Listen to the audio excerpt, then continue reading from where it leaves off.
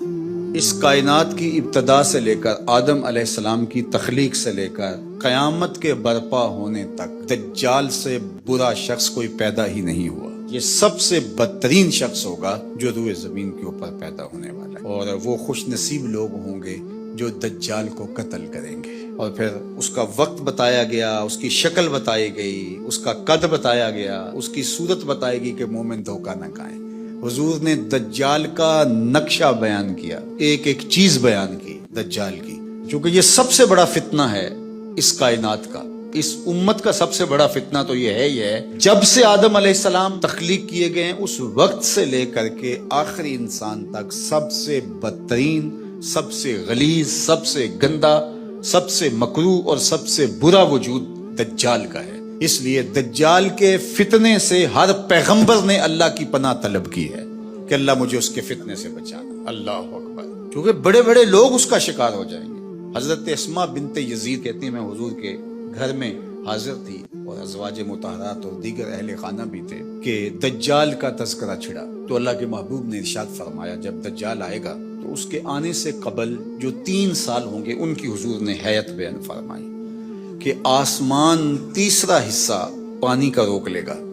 یعنی جتنی بارشیں برستی ہیں 2 حصے برسیں گی، 1 حصہ نہیں برسے گا، کم ہوگی بارش اس سال، اور زمین کی فصل بھی جتنی اگتی ہے اس کا تیسرا حصہ نہیں اگے گی، 2 حصے اگے گی۔ پھر اس کے بعد دوسرا سال آئے گا تو 2 حصے آسمان پانی روک لے گا اور زمین 2 حصے فصل روک لے گی۔ پھر تیسرا سال آئے گا تو 1 قطرہ بھی نہیں برسے گا اور زمین سے 1 دانہ بھی نہیں اگے گا، حتیٰ کہ کھروں والے جانور اور چرنے والے جانور اور کوہانوں والے جانور سارے کے سارے مر جائیں گے، یعنی اونٹ، بکریاں، گھوڑے سارے مر جائیں گے بھوک کی وجہ سے، قحط سالی کی وجہ سے۔ جب یہ 3 سال گزریں گے تو پھر دجال آئے گا، اور دجال ایک دیہاتی کو ملے گا اور کہے گا کہ اگر تو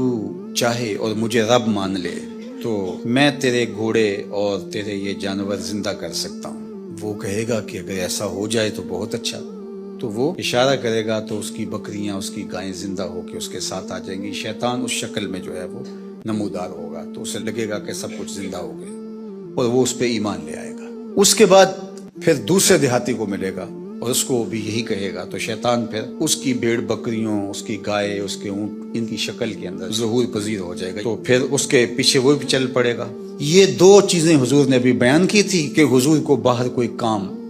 پڑ گیا تو حضور یہیں چھوڑ کے بات تو باہر تشریف لے گئے۔ تھوڑی دیر کے بعد حضور جب واپس تشریف لائے تو حضرت اسماء بنت یزید اور گھر کی دیگر خواتین زاروں کے تار رو رہی تھی۔ حضور نے فرمایا تمہیں کیا ہوا، تم کیوں رو رہی ہو؟ انہوں نے عرض کی یا رسول اللہ صلی اللہ علیہ وسلم، آپ نے جو دجال کا ذکر کیا، چونکہ صحابہ کے نزدیک سب سے قیمتی متاع ایمان ہے اور ہمارے نزدیک بھی سب سے قیمتی ایمان کی متاع ہی ہونی چاہیے، اور یہ بات میں نے کئی مرتبہ آپ سے کہی، اس دنیا میں سب سے بڑا انعام اور سب سے بڑا تحفہ جو حضرت انسان کو دیا گیا، سب سے بڑی نعمت جو ودیعت ہوئی وہ ایمان ہے، اور قیامت کے دن سب سے بڑی دولت اور نعمت عطا کی جائے گی جنت میں، وہ دیدار الہی ہوگا۔ جو یہاں ایمان سے محروم ہے وہ ہر خیر سے محروم ہے، اور جو ایمان کی دولت جس کے پاس ہے تو اگر اس کو دنیا کی کوئی چیز نہیں ملی تو وہ کنگال نہ سمجھے، چونکہ ایمان کی دولت اس کو نصیب ہے۔ مومن ہو اور پھر کہے میرے پاس یہ نہیں، میرے پاس یہ نہیں، میرے پاس یہ نہیں، میرے پاس یہ نہیں، تو یہ مومن کو نہیں جچتا۔ وہ اس پہ مطمئن رہے کہ یہ وہ دولت جو بڑے بڑے لوگوں کو نہیں عطا کی، اللہ نے اس عاجز اور فقیر کو عطا کر دی۔ تو صحابہ تو شکریہ ادا کرتے تھے، اور جب سنا کہ ایسے ایمان سستے سودے میں گائے اور بکریوں کی بس چلا جائے گا تو صحابیات رونے لگیں، تو اللہ کے محبوب صلی اللہ علیہ وآلہ وسلم نے ارشاد فرمایا کہ اگر دجال میری موجودگی میں آ گیا فرمایا فکر نہ کرو میں نپٹ لوں گا، اور پھر آقا کریم نے ارشاد فرمایا کہ اگر میرے بعد آتا ہے تو پھر ہر مومن کا اللہ خلیفہ ہوگا، یعنی اللہ اس کی طرف سے اس کی حفاظت فرمائے گا۔ اور حضرت اسماء بنت یزید کہتی ہیں کہ میں نے عرض کی یا رسول اللہ صلی اللہ علیہ وسلم، آج بھوک برداشت کرنا ہمارے لیے بہت مشکل ہے، یعنی اگر کھانا نہیں ملتا تو بھوکا آدمی کیا کچھ نہیں کر گزرتا، بھوک ضمیر بیچنے پہ مجبور کر دیتی ہے، آپ نے دیکھا لوگ گردے بیچنے پہ مجبور ہو جاتے ہیں، تو بھوک پر لوگ ایمان کیوں نہیں بیچیں گے؟ آج جب کہ آپ سامنے ہیں تو بھوک تنگ کرتی ہے تو بےتاب ہو جاتے ہیں،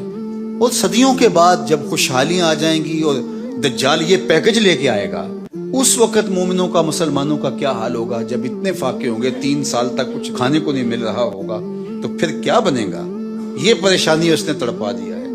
تو اللہ کے محبوب نے فرمایا، سنیے، ان کو وہی خوراک کفایت کرے گی جو آسمان والوں کو کفایت کرتی ہے۔ تو یہ ہمتن گوش ہوگی کہ وہ کون سی غذا ہے کہ اس غذا کے بدلے میں ان کو غذا دی جائے گی۔ تو آقا کریم نے فرمایا، من التسبیح والتقدیس، یہ سبحان اللہ پڑھیں گے، اللہ کی تقدیس بولیں گے، جو فرشتے اللہ کی تسبیح تقدیس پڑھتے ہیں، یہ سبحان اللہ، الحمدللہ، اللہ اکبر، یہ تسبیح و تقدیس بولیں گے، ان کی بھوک مٹتی چلی جائے گی، اللہ ان کی مدد فرمائے گا۔ تو پھر مومن کی غذا تسبیح و تحلیل، تقدیس، اللہ کی عظمت کے ترانے، اللہ اکبر۔ اس لیے ہم نے بزرگوں کو دیکھا ہے کہ ان کو کھانا بھی یاد نہیں رہتا تھا حضور کی حدیثیں پڑھتے ہوئے۔ یہ وقت تو گزر گیا اور گزر رہا ہے تیزی کے ساتھ، یہ تو کس کو یاد رہتا ہے؟ ان کو کھانا تک یاد نہیں رہتا تھا، وقت گزر جاتا اور ان کو جھنجھوڑ کے کہتے، میاں فجر کی اذان ہو رہی ہے، اٹھو ذرا۔ تو یہ ہمارے بزرگوں کی کہانیاں دل آویز ہے، اور واقعی اللہ کا ذکر پیاس بھی مٹا دیتا ہے اور بھوک بھی مٹا دیتا ہے اور تسکین قلب کا سامان کر دیتا ہے۔